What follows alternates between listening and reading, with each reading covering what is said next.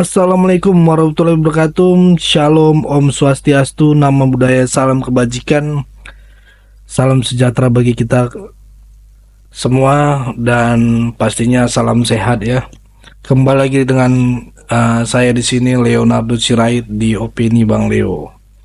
Nah, ini ada beberapa video yang akan kita simak bersama-sama teman-teman terkait dengan Jawa Tengah gitu ya, yang menjadi kandangnya kandangnya gemoy akhirnya gitu ya, yang menjadi kandangnya Pak Jokowi, di mana ada juga video terkait dengan Deddy Sitorus ya.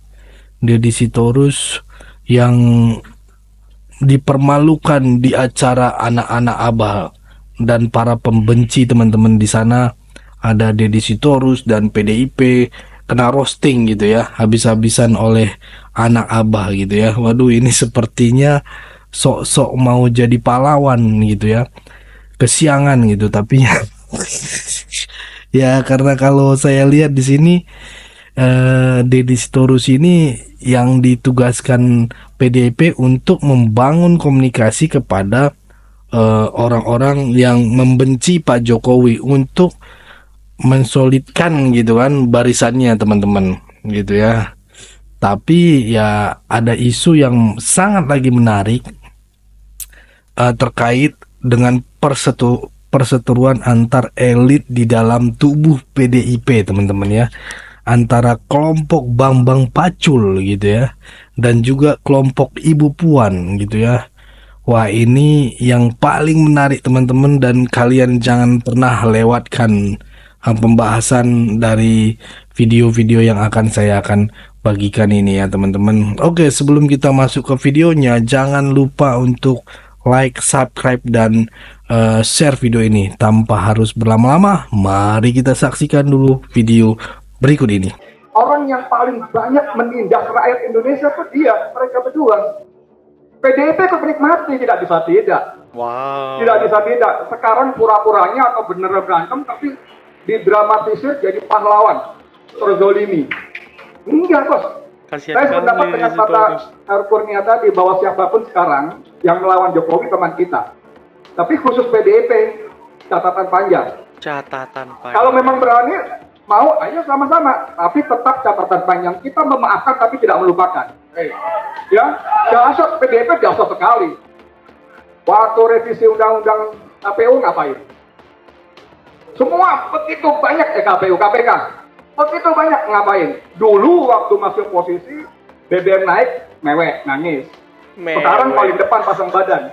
Jadi ngapain gitu loh? Nah, teman-teman rakyat Indonesia, disiapin semua, jangan terkecoh. Jangan terkecoh sedikit pun juga, ya. Ini cuma masalah kesempatan, mereka berbeda jalan aja. Kalau masih satu, mereka saling menunggangi kok. Mereka saling menunggangi, tapi saudara, kita melupakan, tapi tidak memaafkan, ya. Atau begitu, saya tidak mau dua-duanya sebetulnya. Langsung main HP panjang sekali. Nah, saya suka dengan kalimat Mas Eros, 3R. Resah, rusuh, revolusi. Baik, saya minta teman-teman di sini mulai deh. Lupakan partai. Lupakan partai, bukan partai. Partai, lupakan partai. Mereka semua sekarang beda kepentingan aja, Pak. Begitu kepentingan sama, mereka sama-sama ngerampok lagi. Ya. Poin taken Bang Edi ya. Poinnya minta Mas Eros ngeri. barangkali mengorkestrai kita. Terima kasih banyak. Assalamualaikum warahmatullahi wabarakatuh. Waalaikumsalam warahmatullahi wabarakatuh. Wow, kasihan sekali Deddy Sitorus ya, hadir di diskusi anak-anak Abah, para pembenci, tapi kena semprot juga. Dipikirnya ya pahlawan kesiangan kali ya.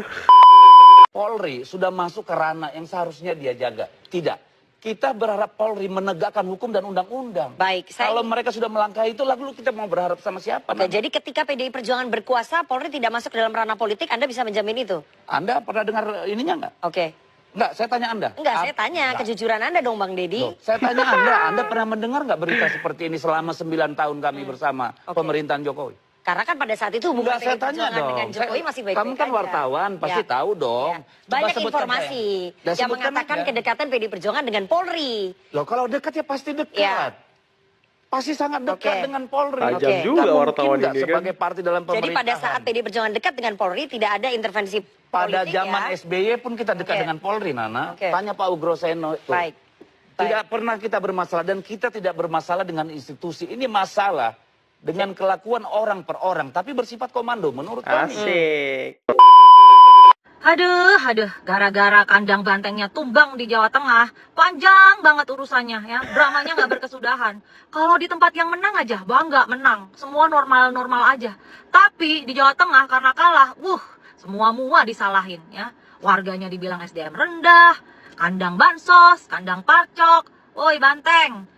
Coba dipakai logikanya. Kalian itu masih menang di beberapa kabupaten dan juga kota. Mau lu sendiri ataupun lu koalisi dengan partai yang lain gitu.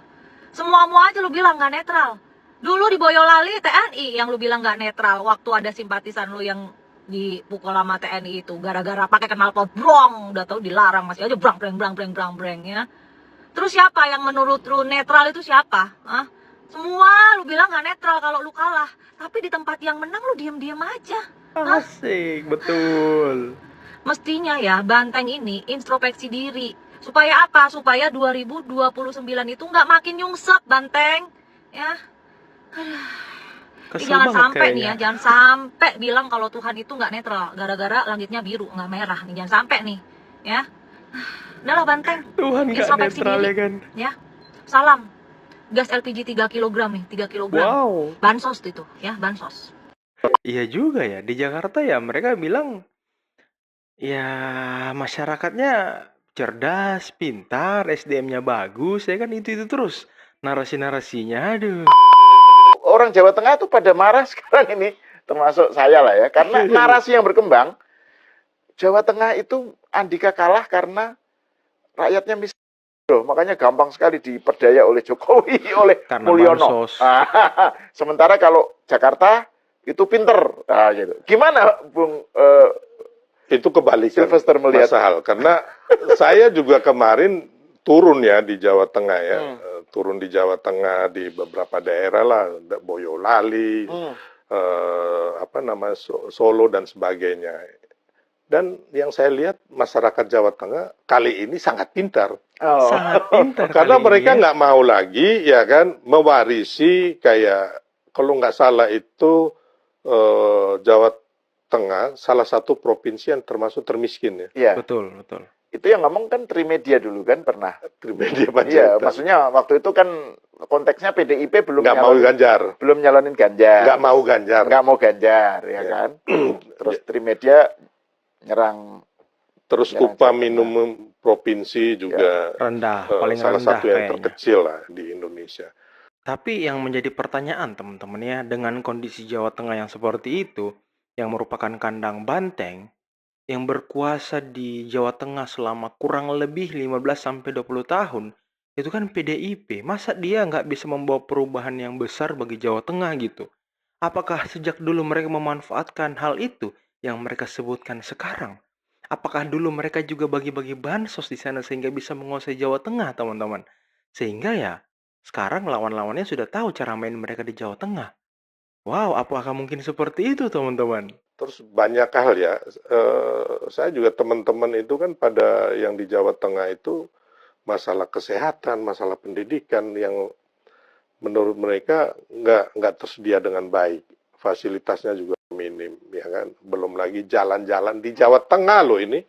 Ini bukan di Papua atau NTT, ini Jawa Tengah yang di Jawa gitu loh. Jadi Saya orang Jepara, jadi saya ya, tahu kan Mas, benar kan Mas? Saya kalau dari Semarang ke Jepara itu jalanannya dari dulu begitu aja itu. Iya, jadi Wow. ini memang lah kalau netizen ini kan dia ini kan nggak tahu apa-apa, dia hanya asal ngomong gitu loh. Dia nggak melihat data gitu loh.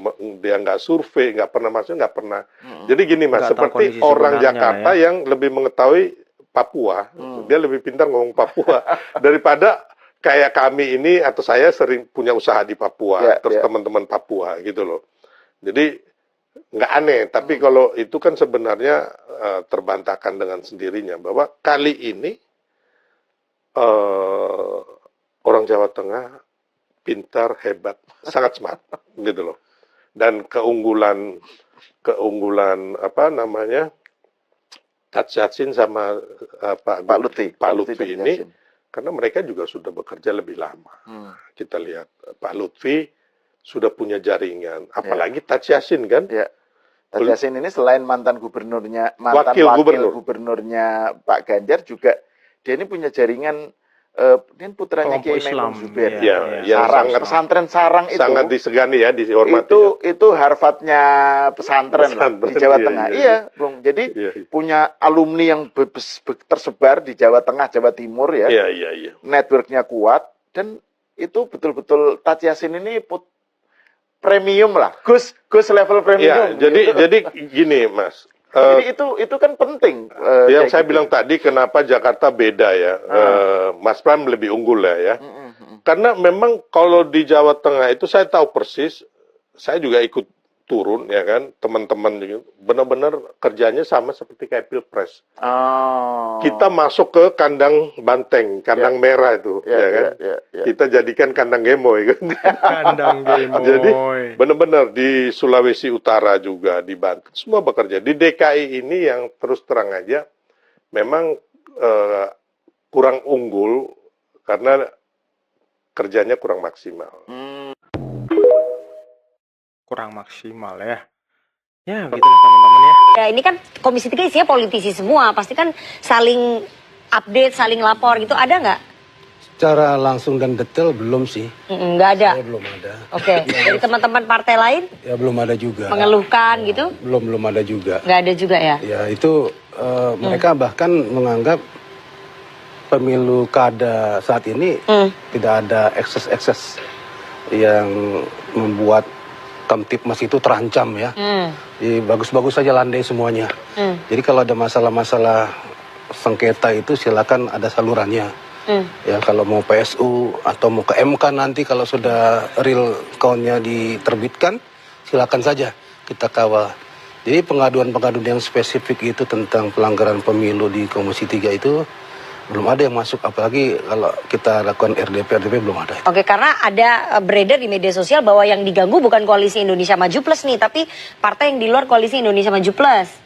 Ya, Makanya mungkin nggak ada kita aduan. berikan ruang kepada Mas Dede atau PDIP itu untuk apa yang menjadi masalahnya dikumpulkan, ya disiapkan bukti-buktinya, dilaporkan pada tempat yang semestinya ya, untuk dipermasalahkan di situ. Nah itu mungkin lebih real ya.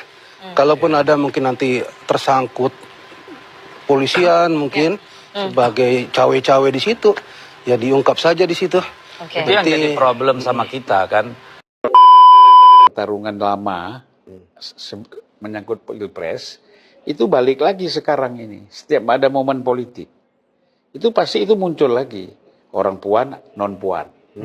Kan kayak gitu. Bambang Pacul kan dianggap orang puan. Ya, 100%. 100%, ya kan? Bahkan Utut juga orang puan. 100%. 100%. Nah, jadi ini pokoknya yang namanya orang-orang yang katakanlah dia ada di dalam kelompoknya puan, ini kan mau dikerdilkan. Ya kan? Oleh elit yang lain.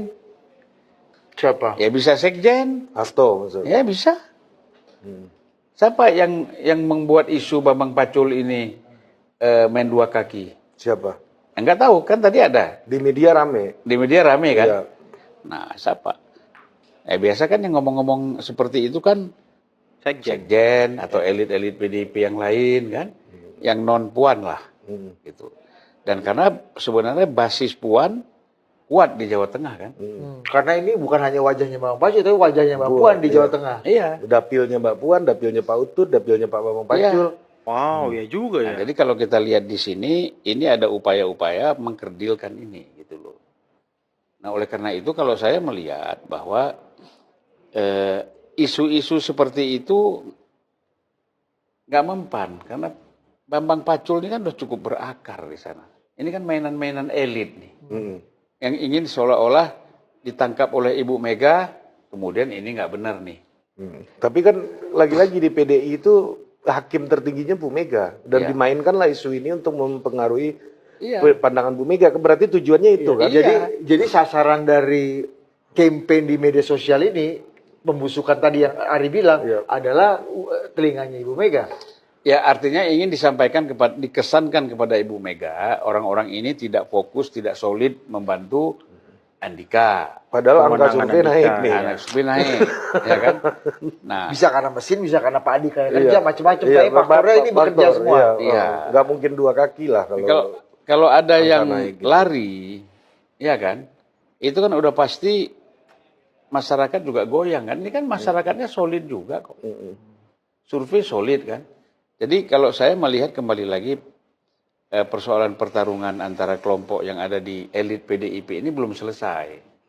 Bahkan mungkin tidak akan selesai selama Megawati menjadi ketua umum. Ya kan? Ya. Tidak akan selesai. Harus salah satu memimpin. baru akan selesai. Akan selesai. Tapi kan yang memimpin ini siapa?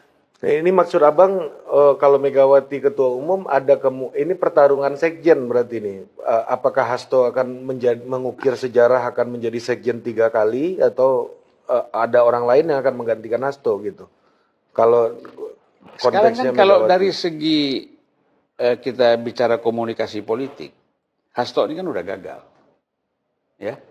Mengkomunikasikan politik kepada kelompok apakah kawan, terutama kepada lawan-lawan politik. Selalu menyerang, ya kan? Padahal dalam politik ini kan ada soft approach, soft approach, ada hard approach. hard approach, kemudian di samping itu juga ada diplomasi kan. Diplomasi. Nah, memang ya susah. Hasto ini kan nggak ngerti teori dialektika kan. Oke, cukup segitu dulu teman-teman. Berikan tanggapan teman-teman ya yang menonton video ini. Pasti rame lah. Kalian pasti udah nggak tahan dari tadi, dari awal nonton sampai saat ini nggak tahan, pengen komentar. Oke, sekarang saatnya kolom komentar saya buka lebar-lebar ya. Ramekan kolom komentar, nanti akan saya baca-baca juga apa masukan dari kalian. Bolehlah berikan pandangan kalian di kolom komentar. Pesan saya pokoknya tetap jaga persatuan Indonesia, jangan mau dipecah belah, jangan mau diadu domba karena NKRI harga mati. Jangan lupa share video ini ke grup WhatsApp, grup Facebook, grup saudara, grup keluarga dan sebagainya, dan klik tombol subscribe. Saya Leonardo Sirait, bye bye.